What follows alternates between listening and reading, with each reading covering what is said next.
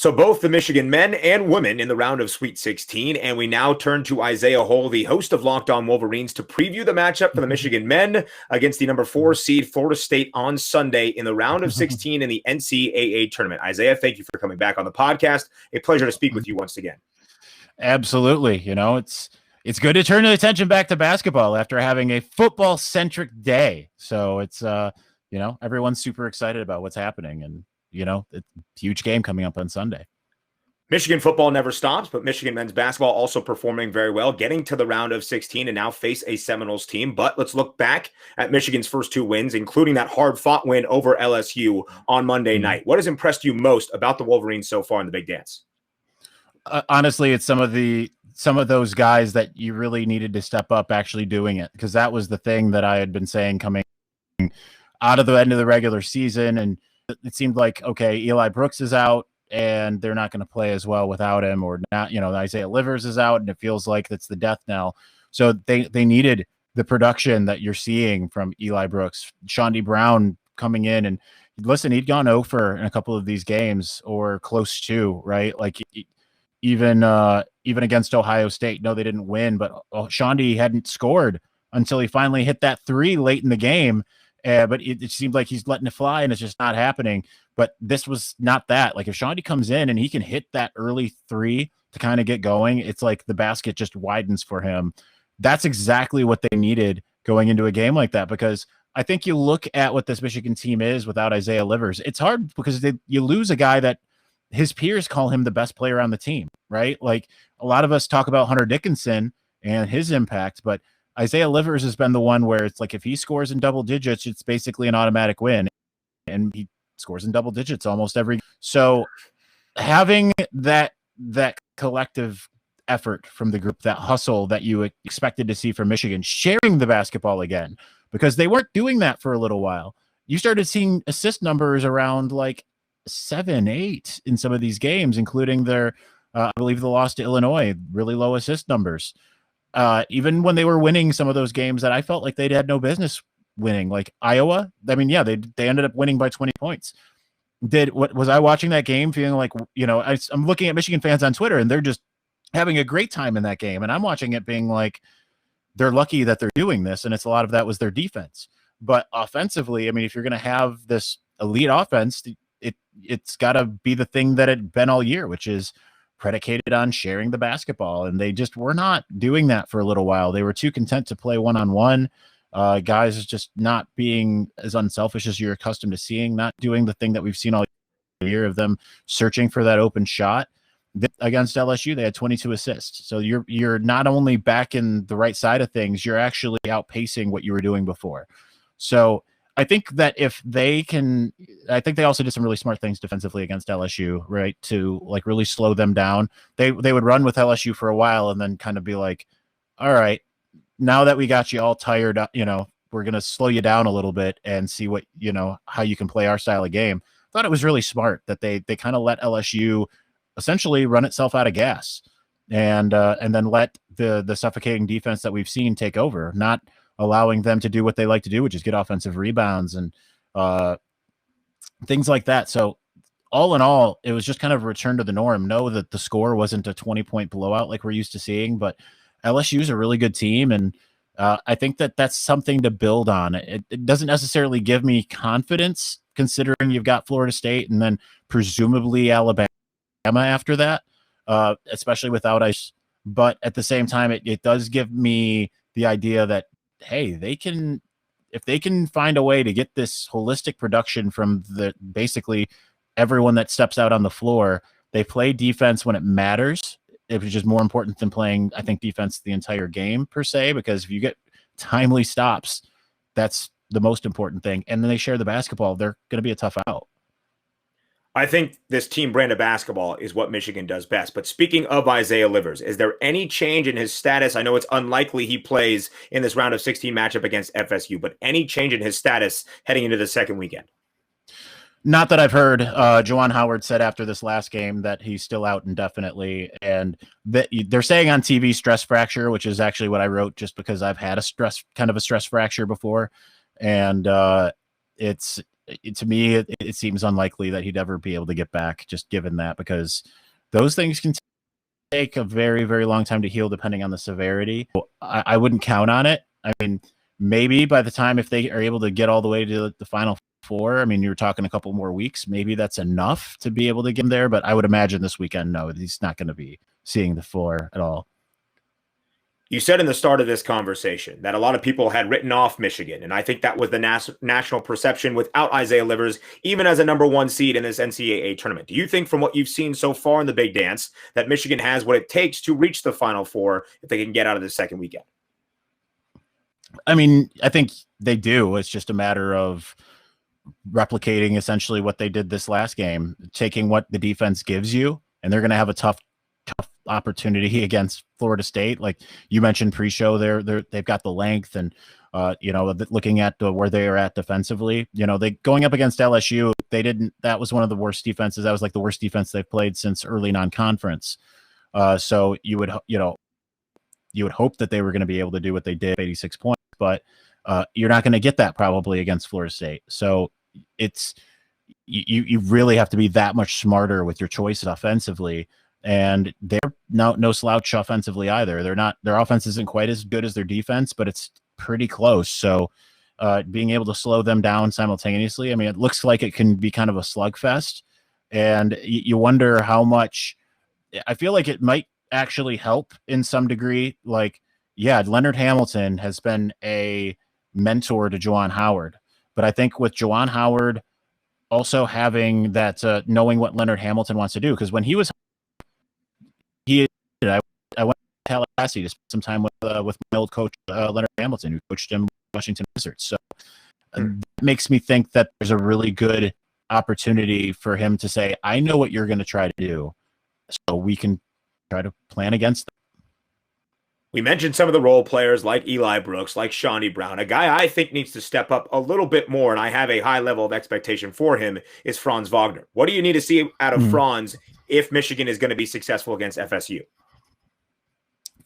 Against Florida State and beyond, starting faster, right? Franz came alive in the last 5 minutes of that last game, but he was close to non-existent for the rest of the game.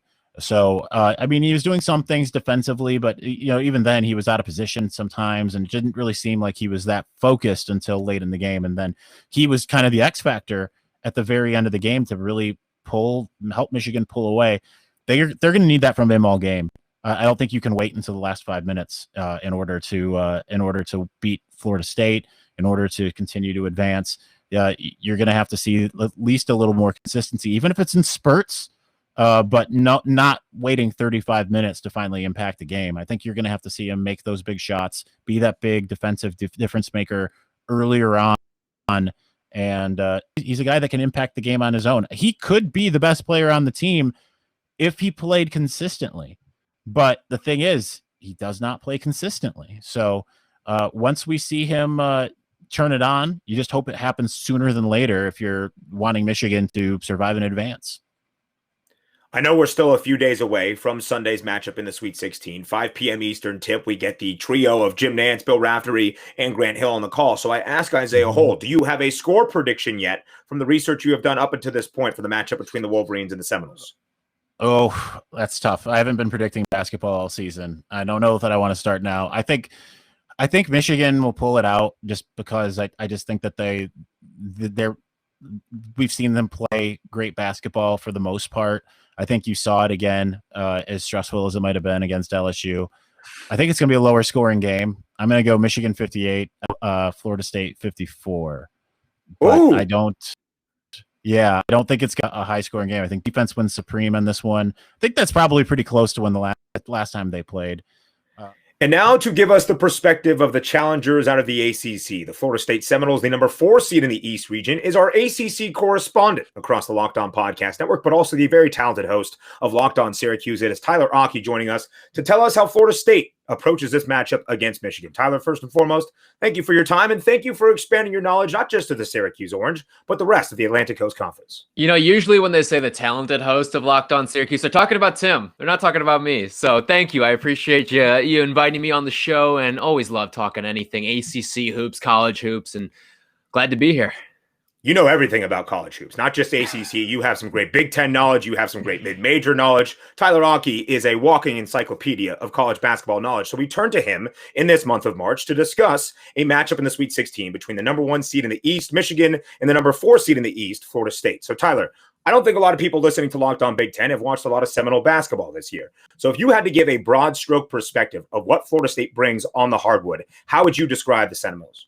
Depth, and more depth. And that's part of what makes them click and why they can be good in a tournament like this, where some teams you're getting down to the end of the season and they're beaten down, worn down. And I mean, you think about now the situation everyone's going through. You're sitting in these hotel rooms for long periods of time. You get like an hour of recess, it feels like, but you get to go play on the baseball fields or whatever. But this is a Florida State team where, okay, maybe one guy's off, but you got 9 other guys that can go out there and give you some impact minutes. And that's what makes them dangerous and really has always made them dangerous. Leonard Hamilton's a fantastic coach. He knows what he's doing.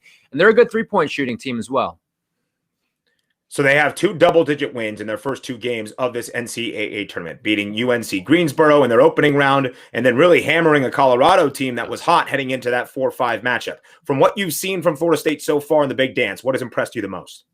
I would say the fact that, so I mentioned they're a good three-point shooting team. Well, in that first game against UNC Greensboro, they won without making a three-pointer, which in this era of college basketball, this era of basketball, any level, high school, I mean, even like 7th and 8th grade, if you can win without hitting a three-pointer, that to me is super impressive. And I look at Florida State and I look at whenever you look for teams that can do some damage in the tournament, I look for teams where if your strength or one of your strengths is being neutralized and taken away from you, can you still win the basketball game? And Florida State has proven that. They are a good three-point shooting team, one of the top 35 in the country, and they won a game without making a three-point shot. And when you can do that, to me, that says you're a pretty good team that can play flexibly and can go out and if something's not working for you, you can find other ways to win. And I think there is a tremendous value to that in March. Even against Colorado, Florida State only shooting below 30% from 3, but they shot 62% on their 2-point field goal percentages. And the Buffs headed into that round of 32 matchup. They shot 64% in the first round. Florida State held them to just 24% from 3 in that round of 32 matchup to advance to the Sweet 16. So Syracuse and Florida State actually did not face each other in this ACC regular season slate this past season. But from what you saw of ACC basketball, give us a couple of players on the Seminoles you can highlight that will be impact players in this game against the Wolverines. Well, there's certainly Scotty Barnes. I mean, we have a fantastic freshman matchup in this game between Hunter Dickinson on one end, and then you have Scotty Barnes on the Florida State end. And I feel like Scotty has he battled some injuries and had to miss a couple games during the season, but he is one of the most talented players in the ACC. And he's a guy who he's got length. He can handle the ball. He's like a point forward. Think of like a Ben Simmons. He's not going to go out and step out and shoot a lot of threes, but he's a long wing that can play point guard for you. He's kind of like Cade Cunningham in a sense too, just minus the 3-point shooting, but he can attack. He can facilitate. He can do so much stuff around the rim, and he sets up a lot of his teammates. I think of the 1-2 punch that he provides and the size and the length that him and Balsa Koprivica, the big man for Florida State, provide. I mean, you've got Scotty Barnes, 6'9", plays like a point guard, and then you got a 7'1" Koprivica, and there's just always going to be height on this team for Florida State. You see it every year. It feels like Leonard Hamilton's got a new 7-footer, 7'2" guy every single year, and this year's no different. He's got a pair of 7-footers on the team. So I look at what can Michigan State do to disrupt the size, or not Michigan State, what Michigan can do to disrupt the size. I know a lot of Wolverine fans are very upset right now, but what can they do to disrupt what Florida State's going to do and how they're going to try to overwhelm them with their height, with their length, with their tough defense, all that. And this is how we know we can trust the college basketball acumen of Tyler Aki, although he is the host of Locked On Syracuse, coming in and dropping Balsa Koprivica. I hope I said that correctly, just in the middle of a sentence. That's how you know this guy knows his college hoop stuff. Another guy for Florida State, who I think is their senior leader, MJ Walker, a very good three-point shooter, and he can score when the Florida State Seminoles need him to. So, Tyler, as you approach this matchup against Michigan, and you're looking at it from the Florida State perspective, what matchup do you think they will look to highlight to really take advantage against the Wolverines? It's interesting because I think they might look at a guy like Raekwon Gray And Raekwon Gray is kind of that tweener forward. Think of like a Draymond Green. I mean, everyone like to call him sort of like a baby Zion because he's one of those bigger build guys. He's not a 6'10 guy, but he can elevate too, and he can make some crafty plays.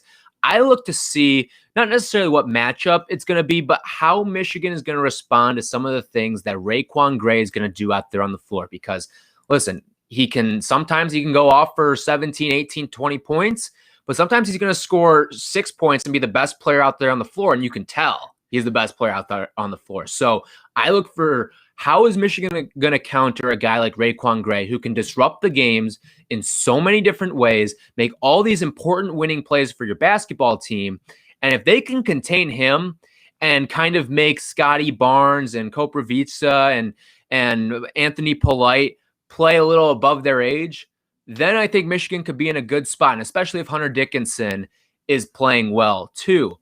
But if Michigan's going to have, I think, the clear advantage in experience, and it shows out. They've got guys who are much older. You've got some veteran level guys on that Michigan team. But if Raekwon Gray is having one of those crafty games where he's playing like Draymond Green or something out there, then I think that Michigan's going to really have their hands full, because I think Raekwon Gray is going to be the most important player on either team in this game.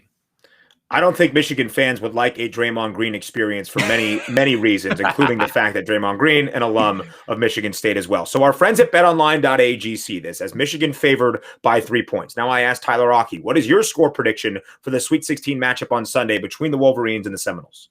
You know, I actually like Florida State in this game. I do. Oh, get him off the podcast. I'm sorry. He's a Syracuse guy. We don't even care. Get him off.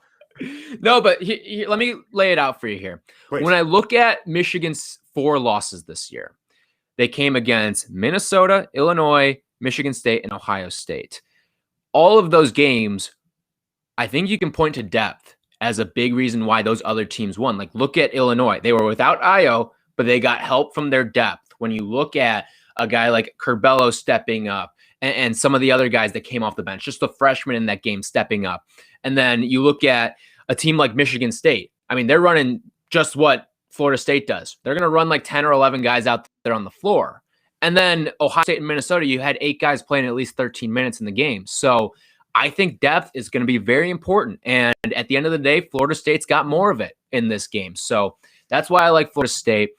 I'm not really sure if this is going to be a high scoring or low scoring game. I can't really get a gauge on it. It could be one of those games where the shooting's a little tight out of the gate and it's the big atmosphere of the Sweet 16. So I'll say it's going to be a lower scoring game. I'll go with Florida State 70, Michigan 65.